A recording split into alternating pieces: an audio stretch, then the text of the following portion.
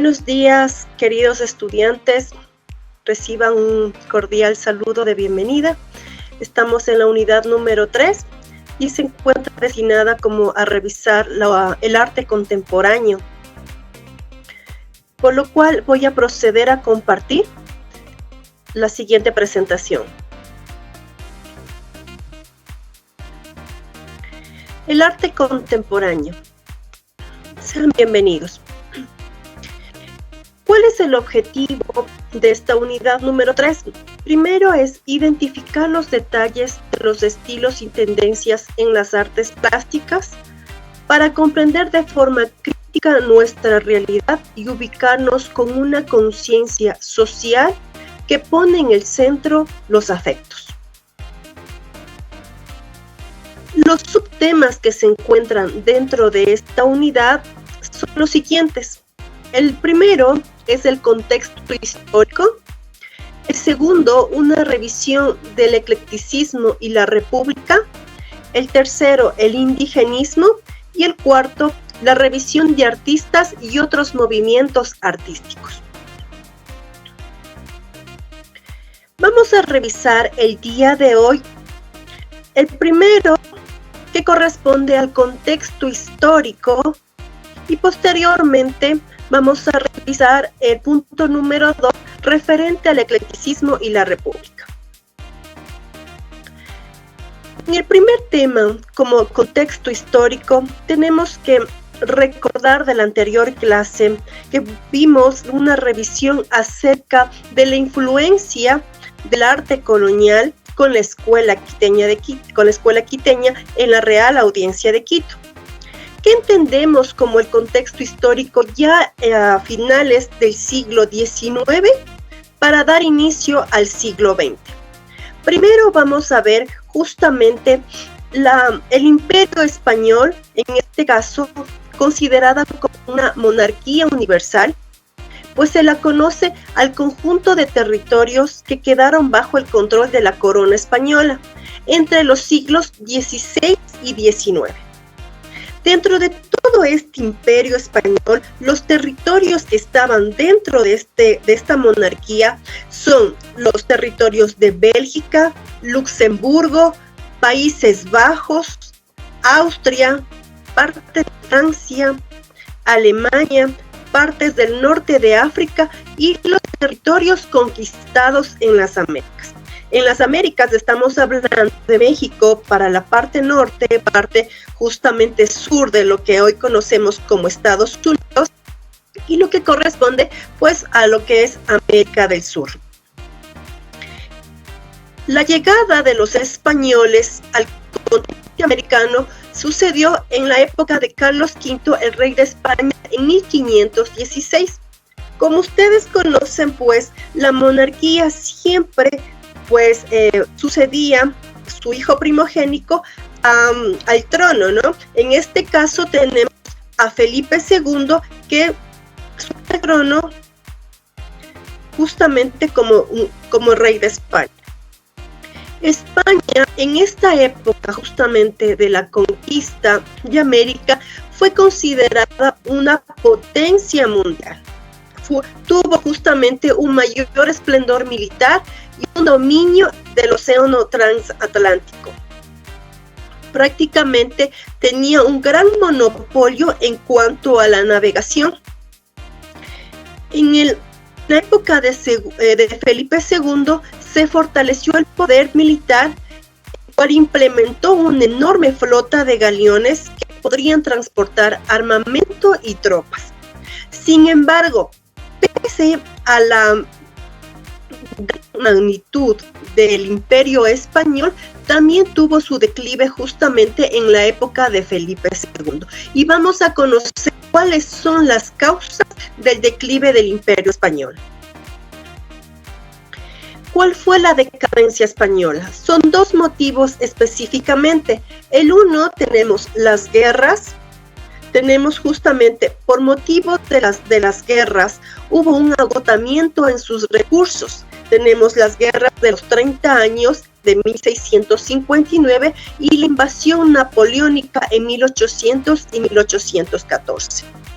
Las guerras justamente daban que el Imperio Español brindaba todos sus recursos para poder sostener a las colonias que había conquistado, pero posteriormente pues, no pudo consolidarlas y prácticamente se fueron desmembrando. Tenemos en el mes de julio en 1898, España perdió sus últimas colonias frente a Estados Unidos en la Batalla de Santiago.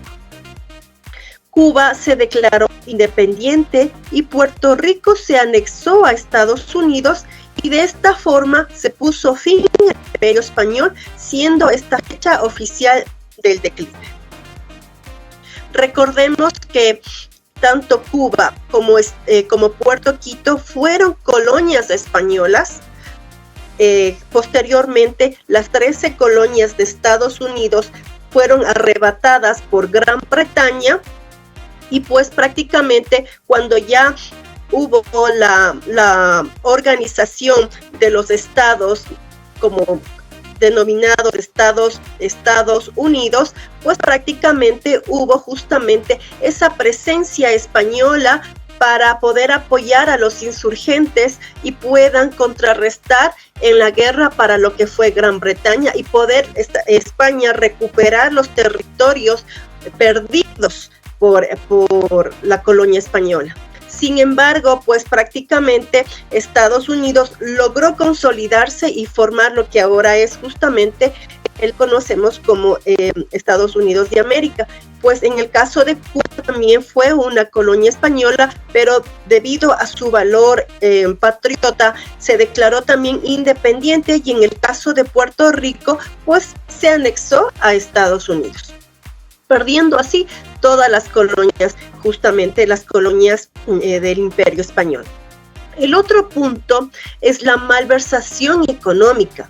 España se convirtió en el país más rico de Europa debido a la economía extractivista de los minerales sustraídos de América. Pero esta malversación económica se da justamente por el hecho de sostener las guerras, pero también era el derroche que existía de sus élites, en especial de la clase burguesa, porque existía un enriquecimiento de las élites, pero no lo aprovechaban. Toda esta riqueza que traían de América no fue aprovechada para una construcción o un desarrollo en cuanto a la industria, sino prácticamente solo se dedicaban a la malversación, al derroche en el caso del rey y su familia. Existía una competencia ya comercial con Inglaterra y Holanda y pues países que rompieron el monopolio de España sobre los mares. Sin embargo, uno de los puntos también aquí con respecto a lo que fue España como un monopolio en cuanto a los mares, tenemos que rescatar justamente la cartografía. Tiene una rica fuente en cuanto a lo que pertenece al tema de mapas, de navegación, a cuanto a cartografía, por el mismo hecho de tener su monopolio específicamente en la ciudad de Sevilla, en donde prácticamente sus navíos pues recorrían gran parte del continente europeo y americano. El otro punto fue la independencia de los Estados Unidos. Este es también un hecho muy importante para posteriormente ser como un motivo o una inspiración para nuestros patriotas para la independencia de Quito. Entonces, la independencia de los Estados Unidos, ¿cuáles fueron las causas? Primero, la imposición por parte de Gran Bretaña en cuanto a los impuestos de las importaciones.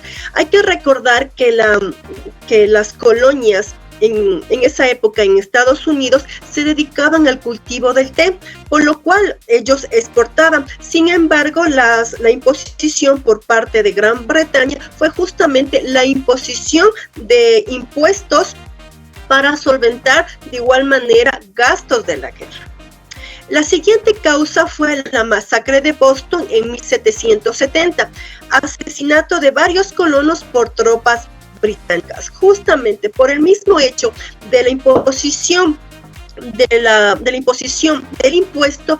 Muchos agricultores, muchos colonos salen a protestar sobre esta imposición y prácticamente Gran Bretaña realiza un masacre asesinando a un gran número de colonos en 1770. Y posterior también una de las causas es el cierre del puerto de Boston, que fue justamente dedicado o el punto estratégico como monopolio del comercio del té para la corona británica. Las consecuencias. Los colonos iniciaron un movimiento independentista que culminó el 4 de julio de 1776. Los colonos o el movimiento independentista estuvo liderado por George Washington, Benjamin Franklin, entre otros. La Guerra de la Independencia, durante la cual los Estados Unidos fueron apoyados por España y Francia, que buscaban recuperar los territorios perdidos. Se llama independencia de Estados Unidos el proceso por el cual las 13 colonias de América del Norte se separaron del Imperio Británico en la segunda mitad del siglo XVIII, inspirando a las colonias para los criollos que desean terminar con la denominación española. Específicamente, pues esto fue una inspiración para los criollos que estaban justamente con esas ansias también de independizarse de la colonia española, y pues fue a raíz de estos eventos que ya empiezan a existir ya en nuestros territorios la conformación de una junta soberana, que posteriormente lo vamos a revisar. Otro punto clave en la historia fue la Revolución Francesa. ¿Qué es la Revolución Francesa? La Revolución Francesa es un movimiento político, social, económico y militar que provocó el derrumbe de la monarquía absolutista del siglo XVI. Fue el 5 de mayo de 1789. ¿Cuáles son las causas? Primero, existía un lujo y un derroche del rey y su familia, mientras la mayoría de la población vivía en la miseria. La monarquía decidió gravar al pueblo con nuevos impuestos, lo cual agravó la crisis financiera. Existió una convocatoria en el año de 1788 de los llamados Estados Generales. Tenemos los tres estados generales, que están conformados por el clero, que vendría a ser el primer estado, la nobleza representa el segundo estado y el pueblo el tercer estado, que mediante una asamblea nacional en la que el voto fuera individual. ¿Cuáles fueron las consecuencias? El fin de los privilegios feudales, la caída de la monarquía absoluta. La Revolución Francesa nos trae consigo muchos aportes, muchos cambios en el tema social, político y económico. Y las consecuencias son las siguientes.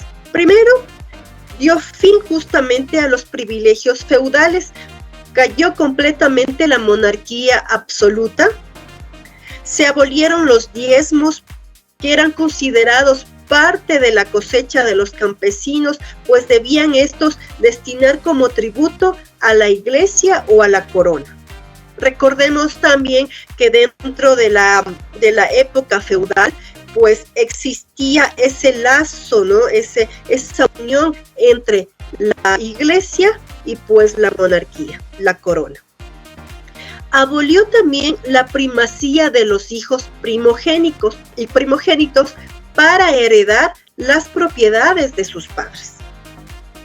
La redistribución del poder político y de la propiedad privada. Aquí hace referencia al poder político y a la propiedad privada, y lo he colocado con el término de ciudadano, porque hace referencia justamente que la persona que pueda tener su mayoría de edad, cuente con una propiedad privada, pues tenga su sus bienes, pues sea un ciudadano que pueda pertenecer, pueda ser integrado a participar en el poder político del país. No era justamente como antes, pues de la Revolución Francesa, que solamente se mantenía el poder político dentro de la misma burguesía. Y pues los demás pobladores, los demás ciudadanos no podían acceder a participar en procesos políticos. La otra fue justamente la separación de la Iglesia y el Estado. Aquí ya se adopta justamente la libertad de culto y la libertad de expresiones. Garantiza el acceso de todos los ciudadanos a una educación. Es importante este punto porque hay que recordar que en la época feudal la educación no lo tenía la población, las comunidades, los colonos en sí, en su mayoría. La educación solamente lo tenían las élites, la clase burguesa, por lo cual con la Revolución Francesa existe este cambio radical en donde se brinda una educación gratuita y que sea justamente para todos los ciudadanos. Por lo tanto, el acceso público a la cultura y a las obras de arte. Es muy importante destacar que dentro del periodo de la Revolución Francesa y posterior, pues prácticamente Francia se abre sus puertas para que las personas puedan visitar y conocer las obras de arte que anteriormente se encontraban en las casas, en las propiedades de la monarquía, como por ejemplo es el Museo del Louvre, que prácticamente fue la casa de la monarquía. Tenemos también que fue un estímulo para las luchas por la independencia y emprendidas por algunos de los llamados libertadores en Sudamérica. Ahora nos vamos a trasladar ya a nuestro territorio al revisar ya pues previamente este contexto histórico que se da pues en lo que es Europa, con la Revolución Francesa, la decadencia de la colonia española y también la independencia de Estados Unidos ya en el continente americano, pues vamos ya a irnos asentando en lo que corresponde a nuestro territorio, al contexto histórico ecuatoriano. Desde la primera década del siglo XIX hasta la fundación de la República del Ecuador se distinguen dos etapas. Primero, el proceso independentista que va de 1808 a 1822 y la etapa republicana que va pues del 13 de mayo hasta 1830 que pues teniendo como primer presidente a Juan José Flores. ¿Ya? Dentro de este contexto histórico vamos a revisar justamente la influencia de esta época libertaria, cuáles fueron los sucesos y pues vamos a conocer también los artistas que en esta época que estamos hablando como a finales del siglo XIX, pues vamos a identificar cuáles fueron los artistas y cuáles fueron las características que utilizaron en cuanto a las obras. El proceso independentista. Primero, tenemos que recordar que nosotros tenemos un dominio colonial desde 1536 por el Imperio Español. Pues a raíz justamente de los hechos históricos, tanto de revoluciones, de independencias como en Estados Unidos, y ya una decadencia de la colonia española, pues tenemos justamente la conformación del 10 de agosto de 1809, una Junta Suprema de Quito que estuvo conformada por los criollos, liderada por Juan Pío Montúfar. Estamos justamente en este punto, ya nos encontramos con la Junta Soberana de nuestros conocidos patriotas que ya tenían esas ideas de libertad, de independencia. La Junta Suprema de Quito duró muy poco tiempo porque ya la colonia española empezó pues a tomar por sorpresa ciertos puntos estratégicos y pues no dejaron avanzar a la Junta Suprema de Quito. La Junta Suprema se desvaneció, pero al existir estas corrientes ya de independencia, pues prácticamente un año posterior tenemos justamente el asesinato a los patriotas el 2 de agosto de 1810. El 2 de agosto se da justamente este asesinato, lo cual nosotros podemos conocer más a fondo visitando el museo Alberto Mena Camaño, que se encuentra en el Centro Cultural Metropolitano de Quito, en donde usted puede encontrar justamente la representación de nuestros patriotas en el Museo de Cera. Después del asesinato de los patriotas el 2 de agosto de 1810, pues se funda en Guayaquil, de igual manera con los criollos de Guayaquil, fundan la Junta de Gobierno y la proclamación de la independencia de Guayaquil, el 9 de octubre de 1820. Pero a raíz de que existían todavía esos rezagos de la colonia española, pues José Joaquín de Olmedo solicita ayuda de Simón Bolívar, del Libertador, para que ayude justamente a consolidar la independencia de Guayaquil y de igual manera ayude en cuanto a la independencia de lo que corresponde a Quito, a la ciudad de Quito. Por lo cual el Libertador, Simón Bolívar, envía a su lugarteniente Antonio José de Sucre, quien el 24 de mayo de 1822 logra derrotar a los realistas en la batalla de Pichincha. Ahora, con estos antecedentes, nos vamos a centrar un poquito en el eclecticismo y la república.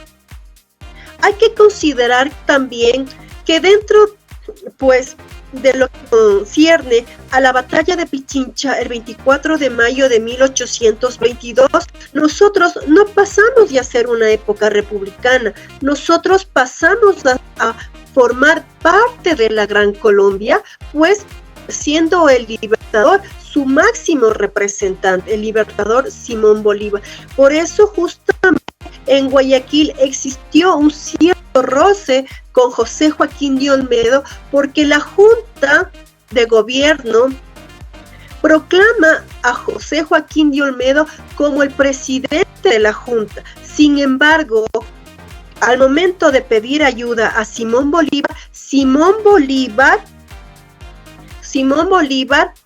acepta ayudar, pero a cambio justamente Guayaquil pasa a formar parte del Gran Colombia. Posteriormente se da la batalla de Pichincha, pues resultamos ganadores, nos independizamos de la corona española, pasamos también a participar de la Gran Colombia. En el periodo de la colonia, pero primero vamos a revisar justamente el eclecticismo y la república. Pero, ¿qué quiere decir justamente esta palabra eclecticismo? De acuerdo al gran filósofo Cicerón, señala lo siguiente, que es una especie de estilo mixto en las bellas artes, cuyos rasgos son tomados de varias fuentes y estilos. Es caracterizado por el hecho que esto no era un estilo particular, principalmente de elementos y estilos diferentes. En cambio, la Real Academia Española menciona dos definiciones. La una viene a ser la adopción en el juzgar u obrar de una postura intermedia entre doctrinas o actitudes diversas. La combinación de elementos de diversos estilos, ideas o posibilidades. estamos hablando de un eclecticismo arquitectónico.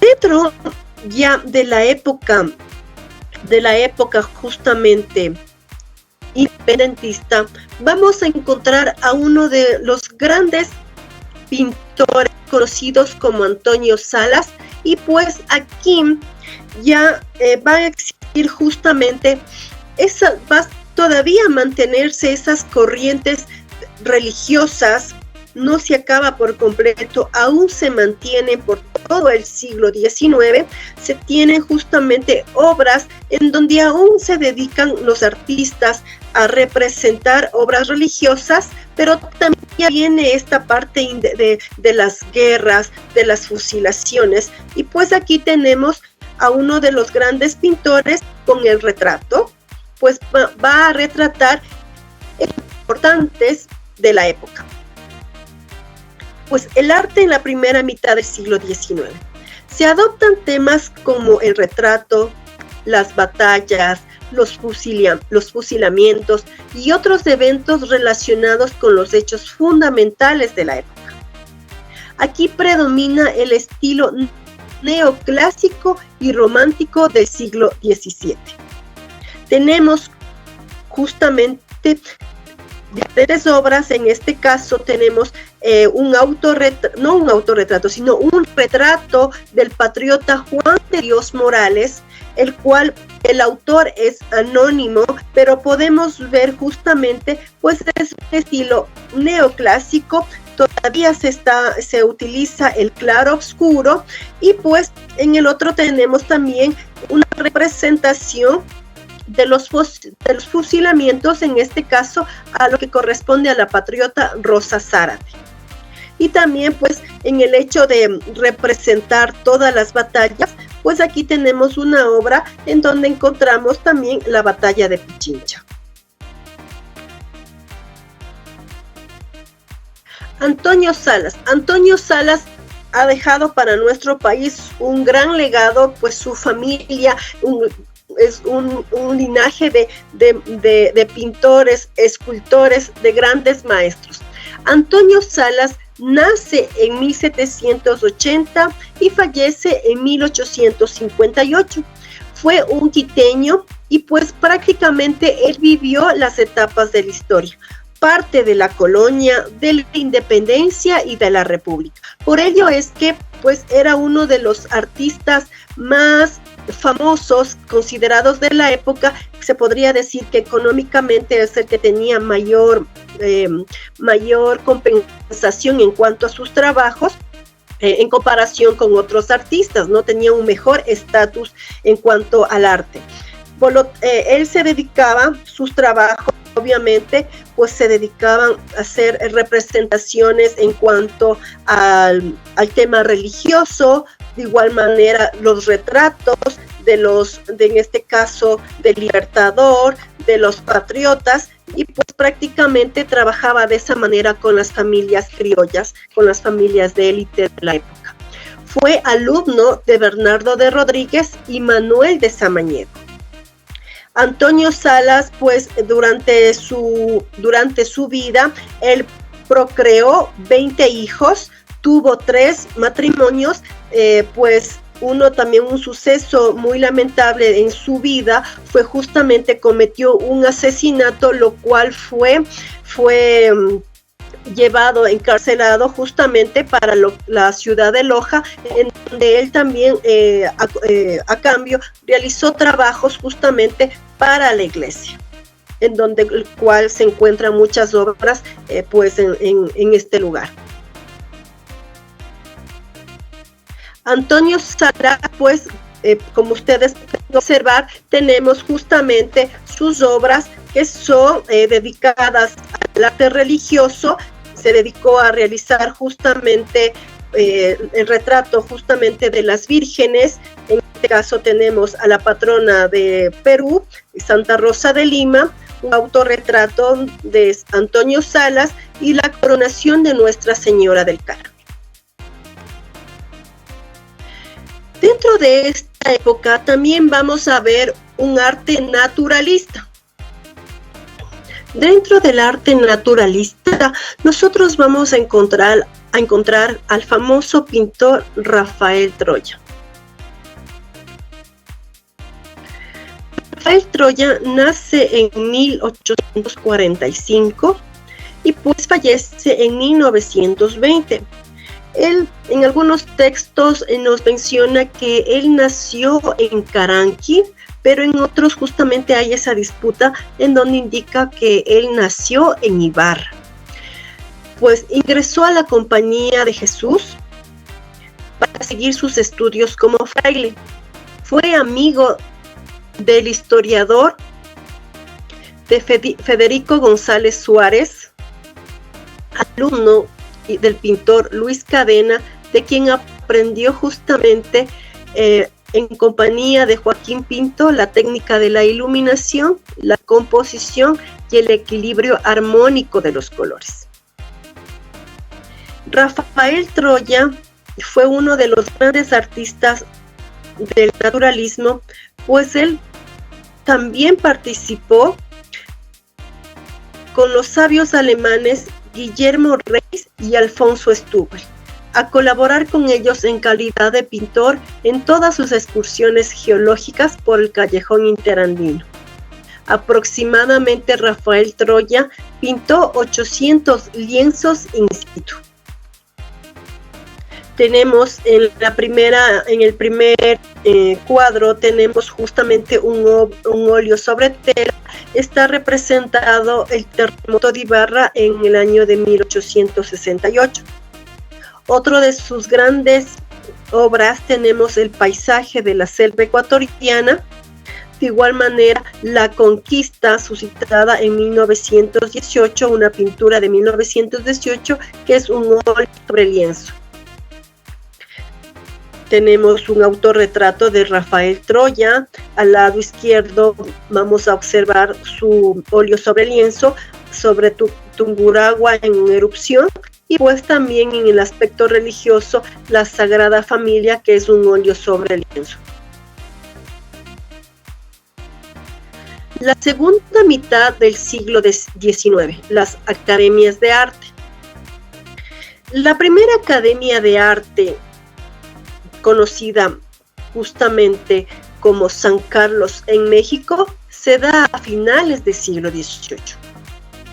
También existe la construcción de la Academia de Bellas Artes en Río de Janeiro en 1826. En 1826, en ese mismo año, Simón Bolívar decreta la Ley Orgánica de Educación Pública de la Gran Colombia, por lo cual esta ley se concreta años después, en 1849, con el Liceo de Pintura, encargado al pintor francés Ernst Charton, y en 1852 se funda la Escuela Democrática Miguel de Santiago. En 1860 la Academia de Arte y Pintura, y en 1872, bajo la presidencia de Gabriel García Moreno, la Escuela de Bellas Artes y Oficios, teniendo como director al pintor Luis Cadena. Luis Cadena. Luis Cadena nació en 1830 a 1889. Es un noble pintor nacido en Machachi, alumno de Antonio Salas, y en 1852 viajó a Chile para perfeccionar su arte. Posteriormente de la llegada de Chile, el Ecuador le da una beca para que pueda perfeccionar sus conocimientos y pueda ser alumno de Alejandro Marini, uno de los grandes artistas en Europa en esa época. Tenemos al lado izquierdo una representación de un óleo sobre lienzo en la plaza de San Francisco. En la parte central, una obra justamente que es un óleo sobre lienzo de una hilandera campesina, y pues el autorretrato de Luis Cadena.